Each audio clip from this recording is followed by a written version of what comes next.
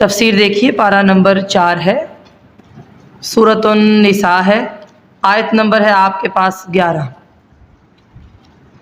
اعوذ باللہ من الشیطان الرجیم،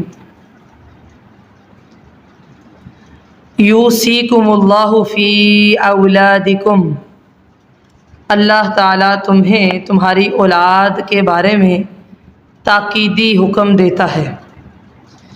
اس آیت کا میں ایک ایک حصہ کر کے پڑھوں گی، ٹھیک ہے؟ ساری پڑھوں اور سارا ترجمہ پڑھ دوں، ایسے سمجھ نہیں آئے گا۔ یہاں سے آج جو لیسن ہم پڑھ رہے ہیں، وارثوں کے جو تفصیلی حصے ہیں ان کا بیان شروع ہو رہا ہے۔ یہ جو 2 آیات ہیں جو آج آپ پڑھیں گے انشاءاللہ، یہ دونوں آیات اور اس سورت کی آخری آیت علم وراثت میں اصول کی حیثیت رکھتی ہے، یعنی بنیاد ہے، ٹھیک ہے جی؟ تو وراثت کے جو تفصیلی حصے ہیں ان 3 آیات سے لیے گئے ہیں، باقی احادیث سے لیے گئے ہیں، اور یہ پورا ایک علم ہے، یعنی اس کے لیے وقت چاہیے ہوتا ہے، ایک کورس ہے باقاعدہ۔ یہ ہم تو ان شارٹ آج اس کو دیکھیں گے اور اس کی اہمیت دیکھیں گے۔ صحیح بخاری میں آتا ہے کہ جب حضرت جابر بن عبداللہ بیمار ہوئے تو رسول اللہ صلی اللہ علیہ وسلم اور سیدنا صدیق اکبر ان کی عیادت کے لیے تشریف لے گئے۔ حضرت جابر نے آپ صلی اللہ علیہ وسلم سے اپنے مال کے بارے میں پوچھا، اس پر یہ آیت کریمہ نازل ہوئی، یوصیکم اللہ فی اولادکم، ٹھیک ہے؟ اسی طرح ابو داود میں حدیث آتی ہے کہ حضرت سعد بن ربیع وفات پا گئے اور ان کی بیٹیوں کے چچا نے سارا ورثہ سنبھال لیا۔ حضرت سعد کی 2 بیٹیاں تھیں، تو ان کی بیوی نے رسول اللہ صلی اللہ علیہ وسلم سے ورثے کا سوال کیا تو یہ آیت نازل ہوئی۔ پھر آپ صلی اللہ علیہ وسلم نے لڑکیوں کے چچا کو پیغام بھیجا کہ سعد کی 2 بیٹیوں کو 2/3 اور ان کی ماں کو 8واں حصہ دے دو، جو بچ جائے وہ تمہارے لیے ہے۔ تو سب سے پہلے اس آیت کریمہ کے آغاز میں ایک بات ہمیں جو سمجھ آئی وہ کیا ہے کہ اللہ تعالیٰ نے تاکیدی حکم دیا وراثت کا، یوصیکم، وصیت کرتا ہے تمہیں، کون؟ اللہ رب العالمین۔ اگر یہ ضروری احکام نہ ہوتے تو وصیت کے الفاظ نہ آتے۔ سب سے پہلے آپ نے یہ بات یاد رکھنی کہ ہم سب کے لیے اس پر عمل کرنا لازم ہے۔ للذکر مثل حظ الانثیین، مرد کے لیے 2 عورتوں کے حصے کے برابر حصہ ہے۔ مطلب یہ ہے کہ جب اولاد میں لڑکے اور لڑکیاں دونوں موجود ہوں تو لڑکے کو لڑکی سے دگنا ملے گا۔ اب سوال پیدا ہوتا ہے کہ یہ 2 حصے کیوں ہیں؟ اس کی کئی وجوہات ہیں۔ ایک یہ کہ مرد پر عورت کی نسبت معاشی ذمہ داریاں بہت زیادہ ہوتی ہیں، اس لیے جیسے اس نے حق مہر دینا ہوتا ہے، اخراجات اٹھانے ہوتے ہیں، اس لیے اس کو دگنا دیا گیا ہے۔ ہمارے ہاں لوگ وراثت کے معاملے میں بڑی ہی جہالت کا مظاہرہ کرتے ہیں، بیٹیوں کو جہیز دے دیتے ہیں اور بعد میں کہتے ہیں وراثت یہی ہے۔ دیکھیے، وراثت ایک حصہ ہے جو اللہ نے مقرر کیا ہے، وہ تو دینا ہے۔ سب سے پہلے اللہ تعالیٰ کی طرف سے یہ وصیت ہے۔ نمبر 2، اگر لڑکے اور لڑکیاں ہیں اولاد میں تو لڑکے کے لیے 2 گنا ہے۔ پھر آگے چلتے ہیں، فَإِن كُنَّ نِسَاءً فَوْقَ 2، اب بات کیا ہو رہی ہے؟ اگر وہ 2 سے زیادہ عورتیں ہی ہوں، فَلَهُنَّ ثُلُثَا مَا تَرَكَ، تو ان کے لیے اس کا 2/3 ہے۔ ما ترک، جو اس نے چھوڑا ہے، یعنی مرنے والے نے۔ 2 سے زیادہ ہی کا نہیں، 2 عورتوں کا بھی یہی حکم ہے، جیسا کہ اس آیت کے پہلے فائدے میں سعد بن ربیع کی 2 بیٹیوں کو 2/3 دینے کا ذکر ہوا ہے۔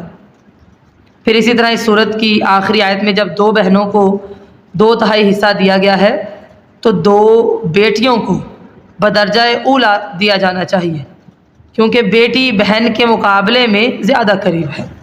لہٰذا ہم یہ کہہ سکتے ہیں کہ 2 لڑکیوں کا 2/3 حصہ قرآن و حدیث دونوں سے ثابت ہے۔ ٹھیک ہے، یہ پوائنٹس اب آپ نے لکھنے ہیں۔ اچھا، اس حکم سے چند صورتیں مستثنیٰ ہیں، یعنی کہ باہر ہیں۔ رسول اللہ صلی اللہ علیہ وسلم نے فرمایا، بخاری کی روایت ہے، لا نورث ما ترکنا صدقۃ، ہمارا کوئی وارث نہیں، ہم جو چھوڑ جائیں وہ صدقہ ہے۔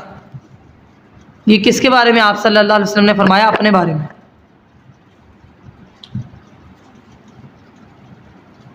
لہذا جو انبیاء ہوتے ہیں ان کی وراثت علم ہے، لہذا آپ صلی اللہ علیہ وسلم کی میراث تقسیم نہیں ہوئی۔ نمبر 2، جان بوجھ کر قتل کرنے والا اپنے مقتول کا وارث نہیں ہوگا۔ مثلا آپس میں رشتہ دار تھے نا، تو قتل کرنے والا اپنے مقتول یعنی جس کو مارا ہے اس کا وارث نہیں بن سکتا کہ اس کو مار کے اس کی جائیداد لے لے، وراثت میں حصہ لے لے۔ یہ حکم سنت سے ثابت ہے اور اس پر اجماع بھی ہے۔ پھر اسی طرح بخاری کی روایت ہے، رسول اللہ صلی اللہ علیہ وسلم نے فرمایا، کافر مسلمان کا وارث نہیں ہوتا اور مسلمان کافر کا وارث نہیں ہوتا۔ مثلا خاندان والے کافر تھے، کسی ایک نے اسلام قبول کر لیا تو وراثت کے احکامات یہ ہیں۔ لہذا کافر مسلمان کی وراثت سے محروم ہوگا، بیٹا ہو یا بیٹی، باپ ہو یا بھائی، ماں ہو یا بہن، خامد ہو یا بیوی، کوئی اور رشتہ دار ہو۔ اسی طرح مسلمان کافر کی وراثت سے محروم ہوگا۔ تو پہلا خلیہ کیا تھا؟ ہر لڑکے کا جو حصہ ہے وہ لڑکی سے دگنا ہے، کیونکہ معاشی ذمہ داریاں اس پر زیادہ ہیں، بوجھ ڈالا گیا ہے نا، اس لیے۔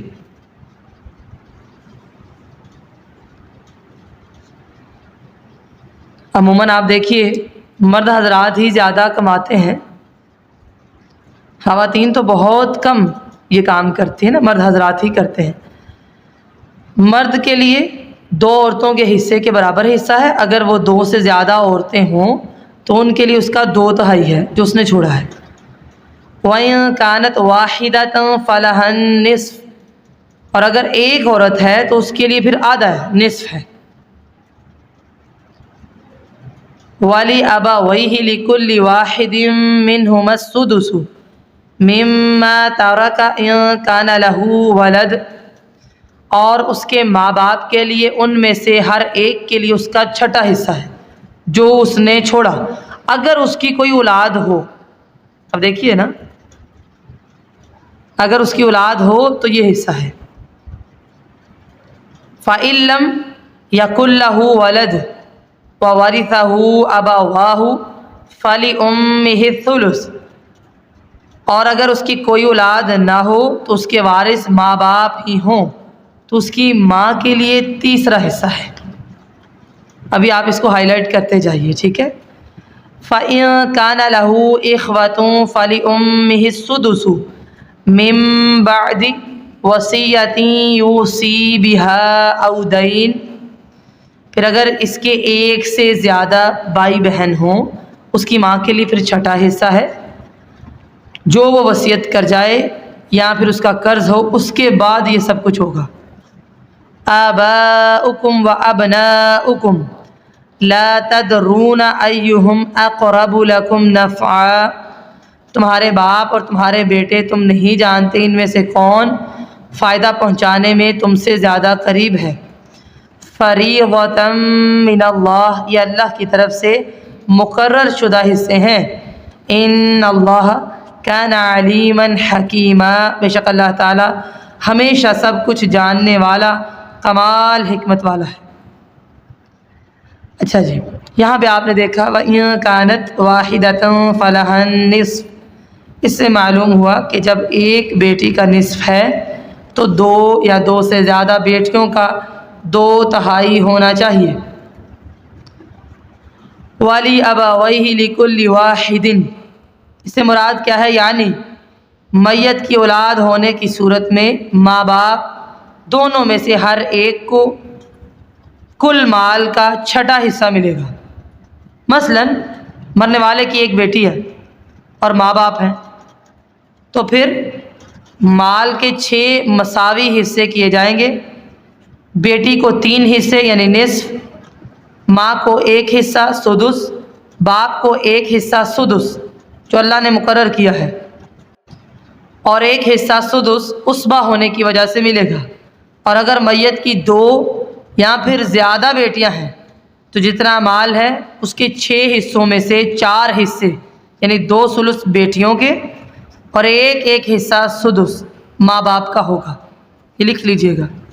اور اگر ماں باپ کے ساتھ لڑکے لڑکیاں دونوں ہیں تو ماں باپ میں سے ہر ایک کو چھٹا حصہ دینے کے بعد جو باقی بچے اس میں سے لڑکے کے 2 حصے اور لڑکی کا 1 حصہ ہوگا۔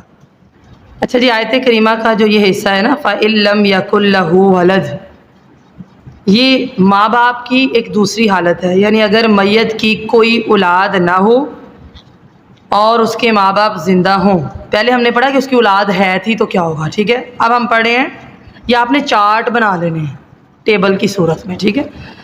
اب ہم نے دیکھا میت کی کوئی اولاد نہ ہو، اس کے ماں باپ زندہ ہوں تو ماں کو 1/3 ملے گا اور بقیہ 2/3 حصہ باپ کو مل جائے گا۔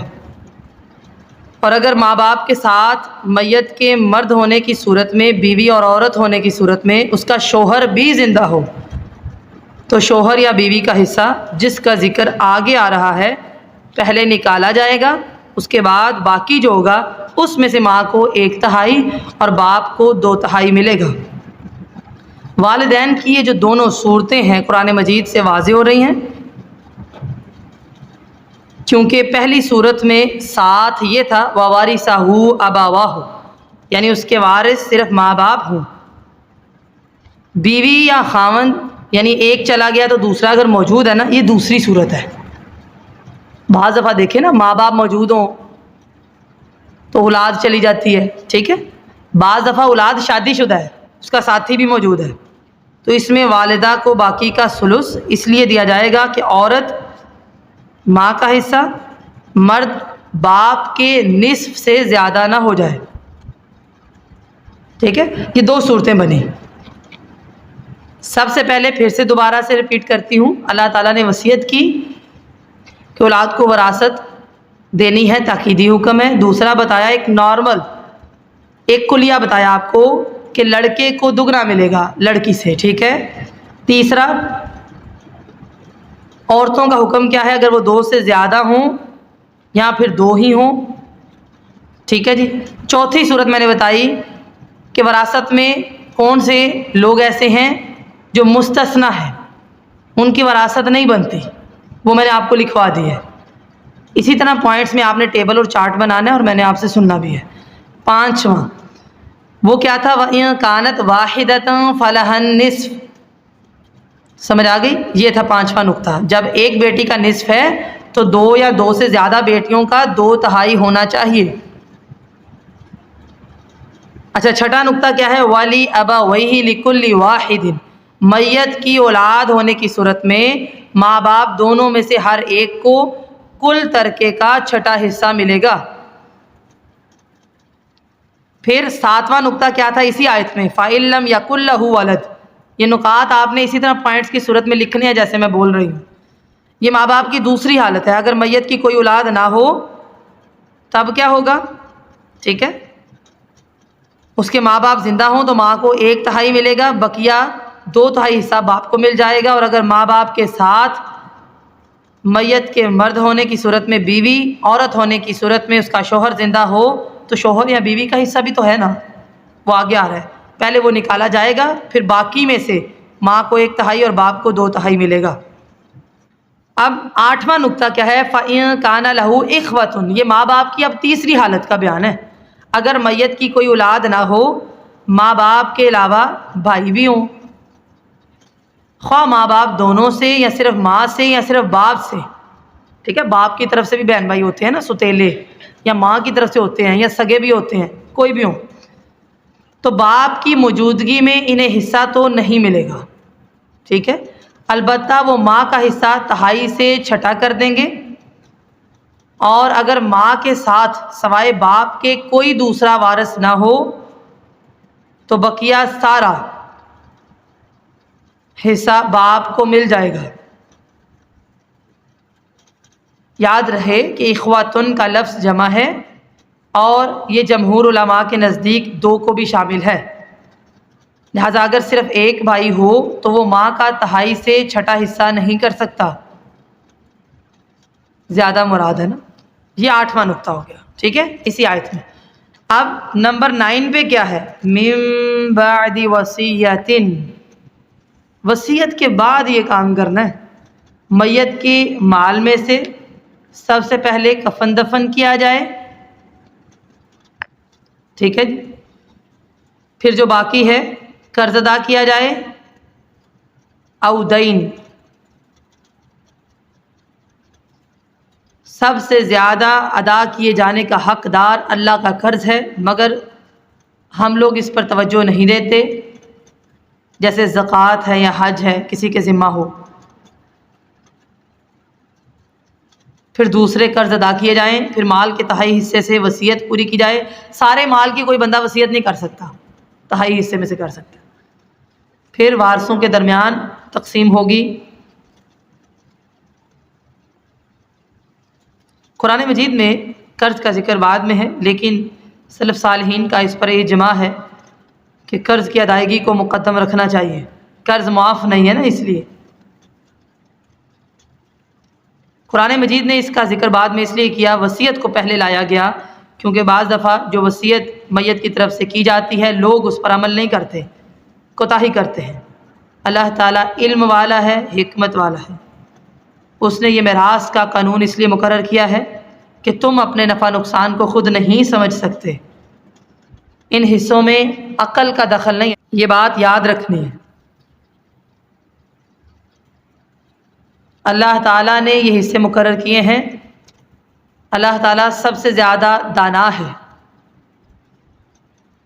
جیسے ابو داؤد میں آتا ہے، رسول اللہ صلی اللہ علیہ وسلم نے فرمایا، بلا شبہ اللہ تعالیٰ نے ہر حقدار کو اس کا حق عطا فرما دیا ہے، لہٰذا اب کسی وارث کے لیے وصیت نہیں ہے، وارث کے لیے وصیت نہیں ہے۔ اسی طرح بخاری میں آتا ہے، حضرت سعد بن ابی وقاص بیان کرتے ہیں کہ میں مکہ میں بیمار ہو گیا اور موت کے قریب پہنچ گیا، رسول اللہ صلی اللہ علیہ وسلم میری عیادت کے لیے تشریف لائے تو میں نے عرض کی، اللہ کے رسول، میرے پاس بہت مال ہے اور میرا کوئی بھی وارث نہیں سوائے ایک بیٹی کے، کیا میں اپنا پورا مال اللہ کے نام پر دے دوں؟ فرمایا نہیں۔ میں نے عرض کی، نصف دے دوں؟ فرمایا نہیں۔ میں نے کہا تہائی دے دوں؟ فرمایا تہائی دے دو، لیکن یہ بھی بہت ہے۔ سمجھ آ گئی؟ وصیت کتنے کی کرنی ہے، یہ نہیں کہ سارا مال ہے جی اللہ کی راہ میں دے دے، نہیں، تہائی کی۔ اگر تم اپنی اولاد کو مالدار چھوڑ جاؤ تو بہتر ہے بنسبت اس کے کہ تم انہیں محتاج چھوڑ جاؤ اور وہ لوگوں کے سامنے سوال کرتے پھریں۔ جو مال بھی تم اللہ کی رضا کے لیے خرچ کرو گے اس پر تمہیں اجر دیا جائے گا، حتیٰ کہ اس نوالے پر بھی جو تم اپنی بیوی کو دو گے، ٹھیک ہے۔ پھر اسی طرح بخاری میں آتا ہے، رسول اللہ صلی اللہ علیہ وسلم نے فرمایا، حصہ داروں کے حصے ادا کرو جو اللہ نے مقرر کیے ہیں، جو کچھ بچے وہ قریب ترین مرد رشتہ دار کا ہے، لہٰذا یہ قانون اب آپ نے سمجھنا ہے بڑے اچھے طریقے سے کہ سب سے پہلے ہم نے کیا سیکھا۔ میں نے 9 نقاط اس پر بیان کیے ہیں جو آپ نے یاد کرنے ہیں۔ چلیے آگے چلتے ہیں۔ وَلَكُمْ نِصْفُ مَا تَرَكَ أَزْوَاجُكُمْ إِن لَّمْ يَكُن لَّهُنَّ وَلَدٌ فَإِن كَانَ لَهُنَّ وَلَدٌ فَلَكُمُ الرُّبُعُ مِمَّا تَرَكْنَ مِن بَعْدِ وَصِيَّةٍ يُوصِينَ بِهَا أَوْ دَيْنٍ، اور تمہارے لیے اس کا نصف ہے۔ کس کا نصف ہے جی؟ جو تمہاری بیویاں چھوڑ جائیں اگر ان کی کوئی اولاد نہ ہو، پھر اگر ان کی کوئی اولاد ہو تو تمہارے لیے اس میں سے چوتھا حصہ ہے جو انہوں نے چھوڑا وصیت کے بعد، جو وہ کر جائیں یا قرض دینے کے بعد۔ وَلَهُنَّ الرُّبُعُ مِمَّا تَرَكْتُمْ إِن لَّمْ يَكُن لَّكُمْ وَلَدٌ فَإِن كَانَ لَكُمْ وَلَدٌ فَلَهُنَّ الثُّمُنُ مِمَّا تَرَكْتُم مِّن بَعْدِ وَصِيَّةٍ تُوصُونَ بِهَا أَوْ دَيْنٍ، اور ان کے لیے اس میں سے چوتھا حصہ ہے جو تم چھوڑ جاؤ اگر تمہاری کوئی اولاد نہ ہو۔ ابھی میں اس کی انشاءاللہ وضاحت کر دیتی ہوں۔ پھر اگر تمہاری کوئی اولاد ہو تو ان کے لیے اس میں سے آٹھواں حصہ ہے جو تم نے چھوڑا اس وصیت کے بعد، جو تم کر جاؤ یا قرض کی ادائیگی کے بعد۔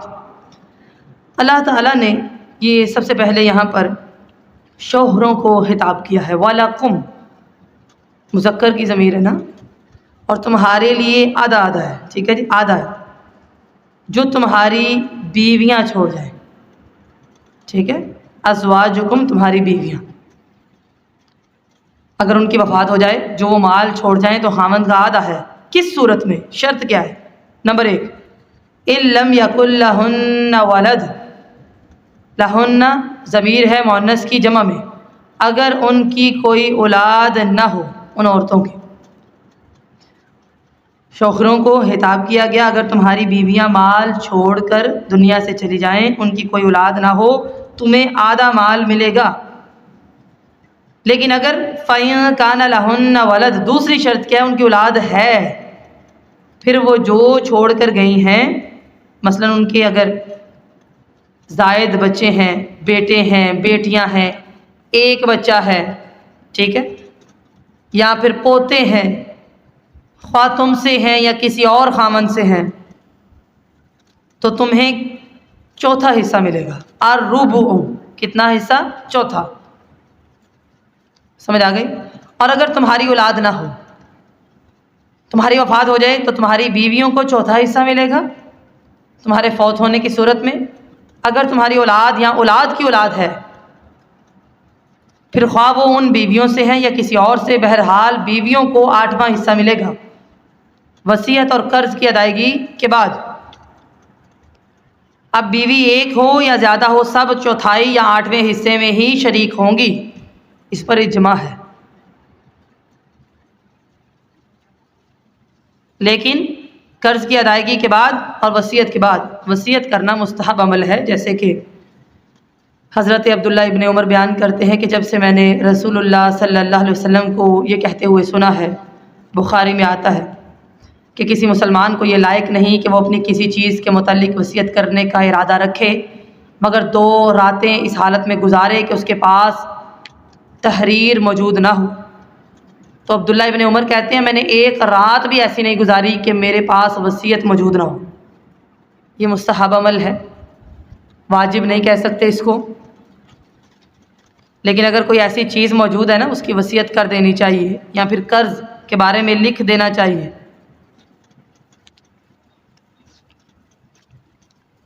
خامد اور بیوی کے حصے کے متعلق 2 صورتیں آپ کے سامنے آ چکی ہیں، آگے چلتے ہیں۔ وَإِن كَانَ رَجُلٌ يُورَثُ كَلَالَةً أَوِ امْرَأَةٌ وَلَهُ أَخٌ أَوْ أُخْتٌ فَلِكُلِّ وَاحِدٍ مِّنْهُمَا السُّدُسُ فَإِن كَانُوا أَكْثَرَ مِن ذَلِكَ فَهُمْ شُرَكَاءُ فِي الثُّلُثِ مِن بَعْدِ وَصِيَّةٍ يُوصَىٰ بِهَا أَوْ دَيْنٍ غَيْرَ مُضَارٍّ وَصِيَّةً مِّنَ اللَّهِ وَاللَّهُ عَلِيمٌ حَلِيمٌ۔ اور اگر کوئی مرد جس کا ورثہ لیا جا رہا ہے ایسا ہے جس کا نہ باپ ہو نہ اولاد، یا پھر ایسی عورت ہے اور اس کا ایک بھائی یا بہن ہو تو ان میں سے ہر ایک کے لیے چھٹا حصہ ہے، پھر اگر وہ اس سے زیادہ ہوں تو سب 1/3 میں حصے دار ہیں، اس وصیت کے بعد جو کی جائے یا قرض کے بعد، اس طرح کہ کسی کو نقصان نہ دیا جائے۔ اللہ کی طرف سے پھر سے کہا گیا تاکیدی حکم ہے، اللہ تعالیٰ جو سب کچھ جاننے والا بردبار ہے۔ یورث کلالۃ، اگر کوئی مرد یا عورت مر جائے، اس کا نہ والد ہو نہ اولاد ہو، اسے کلالہ کہا جاتا ہے۔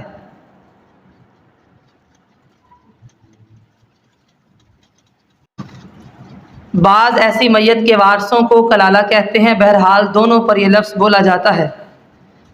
وَلَهُ أَخٌ أَوْ أُخْتٌ، بھائی بہن تین طرح کے ہوتے ہیں، ایک وہ جن کے ماں باپ ایک ہوں جن کو ہم سگے کہتے ہیں، نمبر دو اللاتی، آئین سے اللاتی، جن کا باپ ایک ہو مائیں مختلف ہوں، یہ ستیلے کی قسم ہے نا۔ اخیافی، جن کی ماں ایک ہو باپ مختلف ہوں، ٹھیک ہے۔ یہاں بالاتفاق اخیافی بھائی بہن مراد ہے، جیسا کہ ایک قرات میں بھی آیا ہے۔ جو اخیافی بھائی ہوتے ہیں نا، وہ چار احکام کے لحاظ سے دوسرے وارثوں سے مختلف ہوتے ہیں۔ نمبر ایک، جن کی ماں ایک ہے نا، ان کی بات ہو رہی ہے، یہ صرف ماں کی وراثت سے ورثہ لیتے ہیں۔ نمبر دو، ان میں سے مرد اور عورت کو برابر حصہ دیا جاتا ہے۔ نمبر تین، ان کو صرف میت کے کلالہ ہونے کی صورت میں حصہ ملتا ہے۔ نمبر چار، خواہ یہ کتنے ہی ہوں ان کا حصہ ثلث سے زیادہ نہیں ہوتا۔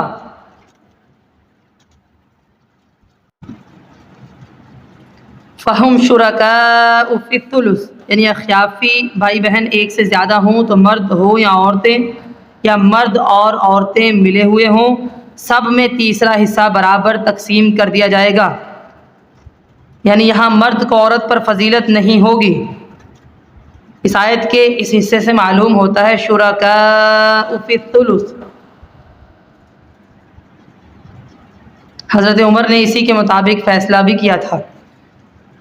پھر اگلی چیز کیا ہے؟ غیر مضار، یہ حال ہونے کی بنا پر منصوب ہے، اس کا تعلق وصیت اور قرض دونوں سے ہے۔